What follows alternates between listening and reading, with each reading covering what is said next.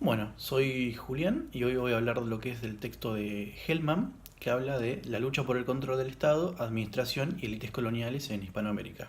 Esto como medio de resumen, a mediados del siglo XVIII, con el reinado de Carlos III, de 1759 a 1788, y junto con el Consejo de Indias, la corona lleva a cabo reformas políticos administrativos en las colonias. Em, si bien el movimiento de las reformas había empezado en lo que es la península ibérica, eh, se fue expandiendo con la llegada de los Borbones al trono de España. Si bien, ¿qué es lo que buscaban? Lo que buscaban era consolidar límites y seguridad del imperio, crecimiento económico en España y asegurar a la corona ingresos fiscales, que eso les daba cierto estatus o rango en el mundo. Su finalidad era organizar la economía, cobrar mejor, defender el territorio, terminar con el contrabando, que era algo muy fuerte que estaba pasando en ese momento en Hispanoamérica, y disciplinar a las colonias. Antes de la llegada de los Borbones a América, voy a hablar un poco de lo que pasaba antes de que lleguen. Cómo estaba constituido la administración de las élites coloniales. Eh, Cada provincia estaba en manos de una élite criolla, que eran letrados, grandes propietarios y eclesiásticos.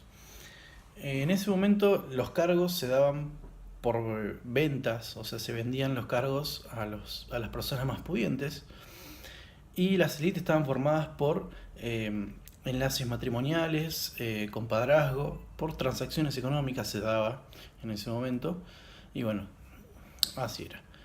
Los funcionarios tenían como objetivo limitar el poder de los encomenderios, organizar la explotación indígena en beneficio de ellos y de la corona. Es decir, eso. Lo que pasaba muy fuerte era el contrabando, o sea que la corona perdía poder de la situación colonial. O sea, la función que ellos tenían era el beneficio de la corona y en sí lo que se daba era mucho el contrabando que no beneficiaba a la corona. La corona empieza a perder lo que es la recaudación. El reparto de mercancías era ilegal, pero dado la cantidad que había y lo que estaba perdiendo la corona, deciden hacerlo legal para poder controlarlo. Para la corona lo que era el contrabando era una aberración del sistema, era una crisis, ¿no? Durante el reinado de los Austrias, que era antes de los Borbones, y en el primer periodo borbónico, se la veía como una institución flexible que buscaba el punto de equilibrio entre los dos intereses, es decir, entre lo que era la corona de España y las élites que gobernaban en Hispanoamérica. Eh, la corrupción se veía como un medio del sistema para permitir el equilibrio de intereses, como dije recién, que a veces eran contradictorios, salvando la autoridad del monarca. A través de ella, la élite integraba funcionarios en ella. Ahora sí vamos a lo que son las reformas borbónicas. Eh, si bien lo que era Hispanoamérica se daban ciertos problemas, que había debilidad, descontrol, las élites que eran un problema, y la gran corrupción. Empiezan a ver se empiezan a producir las reformas, pero no se dan de una manera de golpe, sino que se hacen como pruebas, primero en Cuba, se hace el primer ensayo, que se incorporan las intendencias, ¿no? Un modo tal vez más jerárquico de lo que había. Antes por ahí era más un conjunto de relaciones entre toda la elite y ahora se da más jerárquico, intendente, todo para arriba, digamos, como por ahí se ve hoy en día. Se incorporan las intendencias, Galvez empieza a realizar visitas reformadoras junto con el Consejo de Indias y se hacen visitas a lo que era el Virreinato del Perú y el Nueva Granada. ¿Qué es lo que se da importante en esto? La creación de nuevos virreinatos. Es decir, como eran tan vastos y extensos, eran muy difíciles de controlar.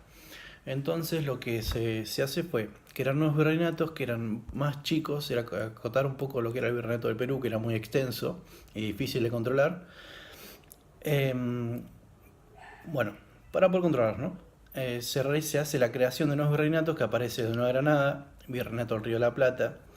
Se forman capitanías generales en Chile y Venezuela. nuevas audiencias en Buenos Aires, Cusco, Caracas, y intendencias prácticamente en todos los territorios que estaban gobernando en ese momento la corona española.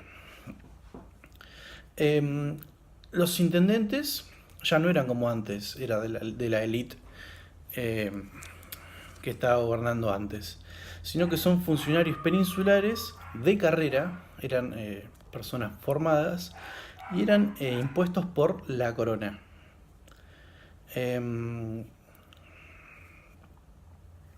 Bueno, y eran los encargados, ¿no?, de lo que es eliminar la corrupción.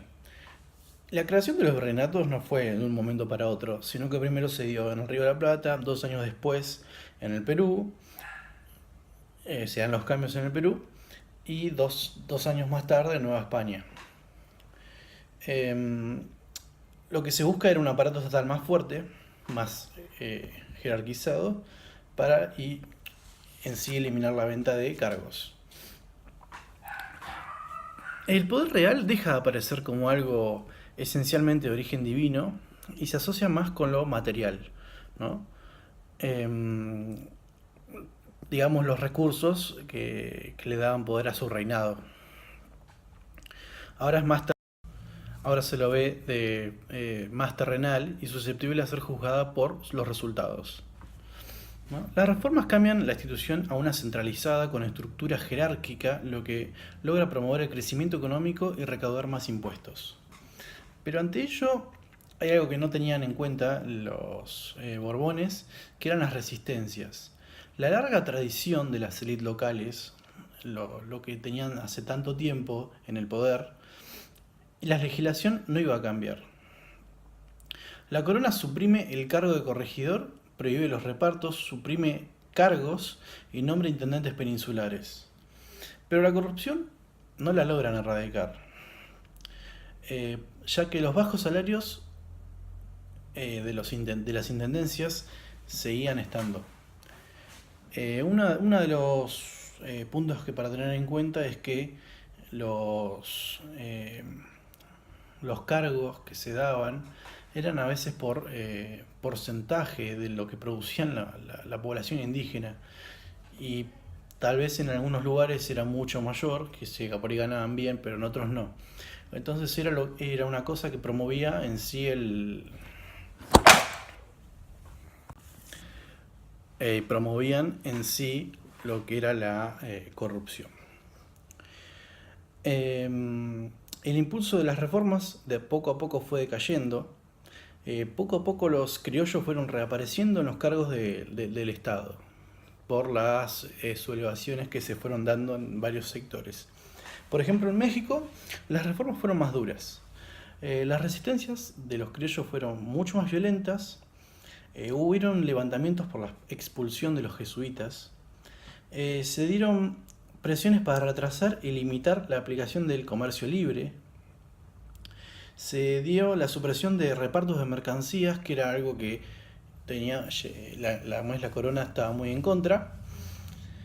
Pero tras el esfuerzo, sí, de la población criolla para que no se dé la supresión, fue revocada por el virrey, lo que era la supresión de repartos.